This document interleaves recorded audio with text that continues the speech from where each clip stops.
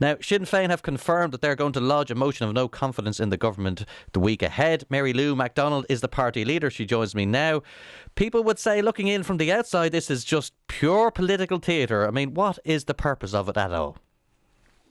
Well, I disagree with you. I think the vast majority of people looking on at politics and at this government will recognise the extent and level of their failure.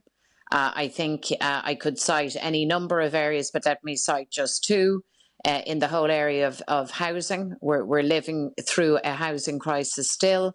We've had 2 years of government, and rather than things improving, things have gotten considerably worse. We're living through a cost of living crisis. Families, workers, communities right across the land are really, really struggling. And yet we have a government that has been very sluggish, very slow to respond in the way that you would expect when people are suffering. Sure. But what about a motion of no confidence would change a scintilla of that? I mean, what? Well, we need. Well, to put it bluntly, we need a new government. I've made no secret of the fact that the government we have is out of touch. I believe it's now out of time. They have, bear in mind, lost their Dáil majority. And I think the moment has come to call that out. And for all of us elected to the Dáil, whether we're members of individual political parties or indeed independent TDs, now have a big decision to make. Do they, on the one hand, side with the government with more of the same old same? Or do they take a stand and make it clear that the government is failing and that what we need is a new approach, new policies, and indeed a new government? And I don't believe there's anybody in the Dáil, bar perhaps those on the deluded benches of government, who could argue that this government has been a success story. It's been anything but, and we're 2 years in, and I think it is more than appropriate, more than opportune to call that out. And I actually don't believe that people looking on would be asking, well, why are they doing this? I think more to the point, people would be asking, how is it that we have managed to have such a bad government, so absolutely resistant. Let's look at your own party, Mary Lou, in terms of like where you put your own energies, right? I mean, Sinn Féin have put a lot of stock on this investigation into Mr. Varadkar and his document disclosures to the Medical Association. You put a lot of political chips on that, right? You spent a lot of energy. I'm looking back at some of your tweets from the time. You called it the worst of stroke politics. It didn't pay off. He's been cleared by the DPP. And now this is just sort of, you're trying to cover that over. It was a big setback politically. You put a lot of chips on the table on that issue and they just didn't come up trumps for you. Well, I couldn't, again, disagree with you more. The facts are that the Taoiseach as Taoiseach leaked a confidential document from Cabinet to a friend. He should not have done that by his own admission. I mean, the facts are not contested, and it was the worst of stroke politics. But you said the other day you accepted the DPP. How do you put those statements alongside each other? Well, because I am speaking in the political sphere. Politically, that was the worst of stroke politics. The Taoiseach of the day should not, let me repeat, should not be leaking sensitive documents from Cabinet to a friend or to anyone else. And in fact, the Taoiseach, any serving Taoiseach, should not need to be told that. It's so glaringly apparent. But you described it as a blatant abuse of power in... Yes. Yeah, I mean, you didn't say, I await the investigation to see what happens. It was kind of an open and shut case as far as you were concerned. But there wasn't a need for it. The facts are not contested.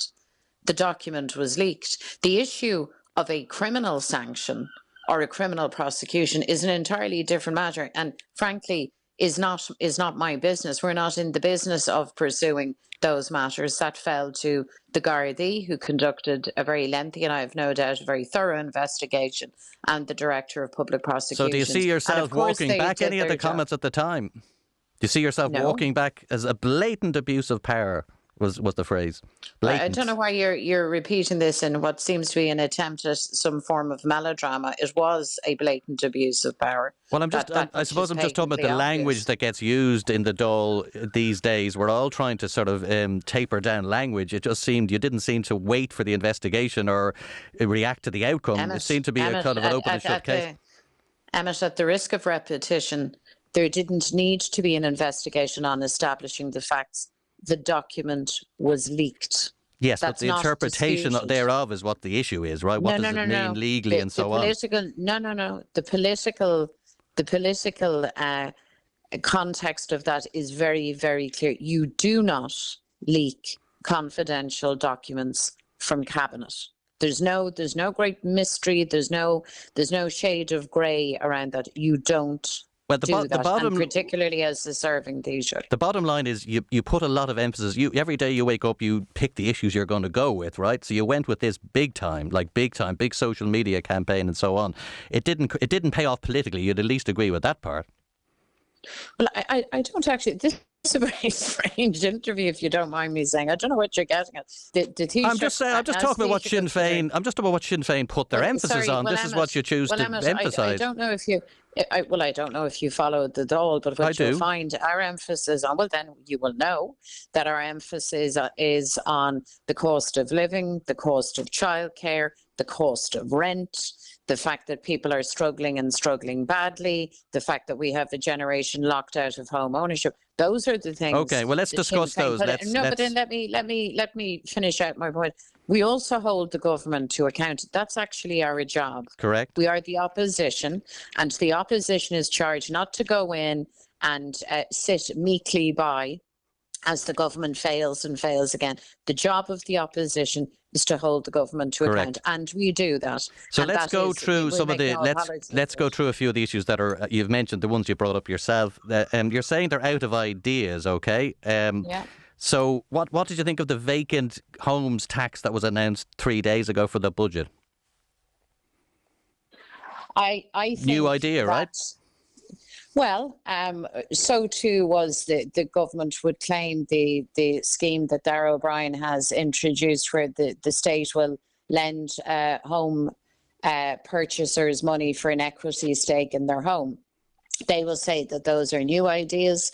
I will say that they are very old ideas. In the case of the one that I have cited, it is very much Celtic Tiger, Fianna Fáil type policy.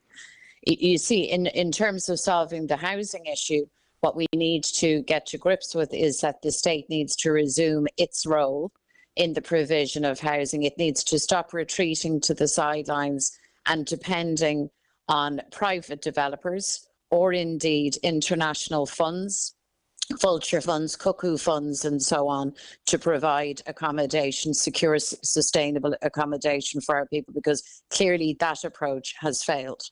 And they should recognise and know that at this stage, but they don't. And Mary Lou, you've obviously talking about the property market becoming worse. Do you take any satisfaction from the fact that house prices seem to be at least cooling off? So, I mean, I'm not here to speak for them, but I presume their argument would be, they'd be foolish if it wasn't their argument to say that growth in the prices are slowing down. So supply is having an effect. Obviously, there's other things to do with interest rates in the side as well.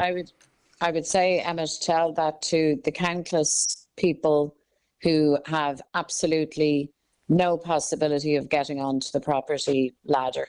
I mean, the level of we're at kind of record levels of house prices and indeed rent and so on.